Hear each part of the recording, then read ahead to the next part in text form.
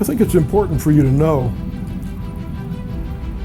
the amount of dedication and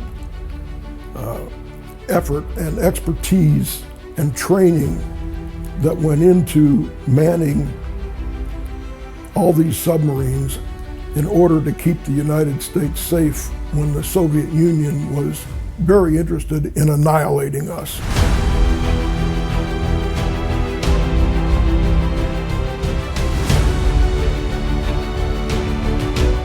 The Vallejo was a showboat.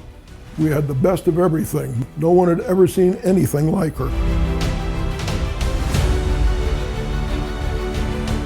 The Vallejo and FBMs carried 250 guys roughly at any given time, divided into two crews of 125.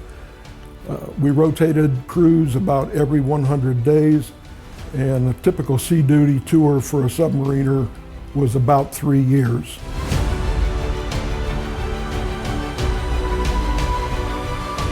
Well, the food was the one thing we couldn't produce underway, so we had to load out all of our provisions before we left port. We could clean our air, we made our own water, could not grow our own food. So we'd typically be walking on cans of food in the berthing area for the first few weeks of a patrol.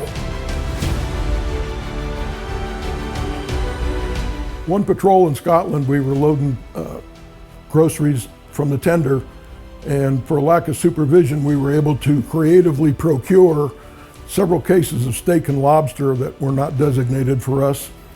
We had so much of it that by the end of the patrol, we were tired of eating it. And yet when we got home, our wives were so glad to see us, they all had steak dinners ready for us.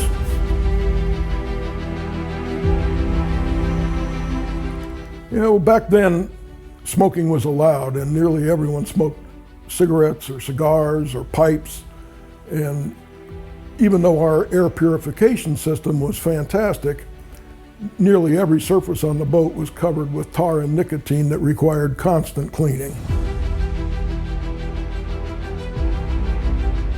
When we were on patrol, we could not hear directly behind us using sonar because of the noise of own ship's propulsion. So we would change course periodically, left or right, and listen to area that we previously couldn't hear. That's called clearing baffles. The Soviets had a method of doing that we called a crazy Ivan. If they suspected they were being trailed, they would do a 180-degree turn and come right back at you, which required split-second decisions on how to avoid a head-on collision. We did understand the importance of our mission. The 41 for Freedom submarine fleet was the first line of defense against the Soviet attack. We had a situation known as mutually assured destruction that we knew would deter the Soviets from attacking the United States. We kept the peace during the Cold War.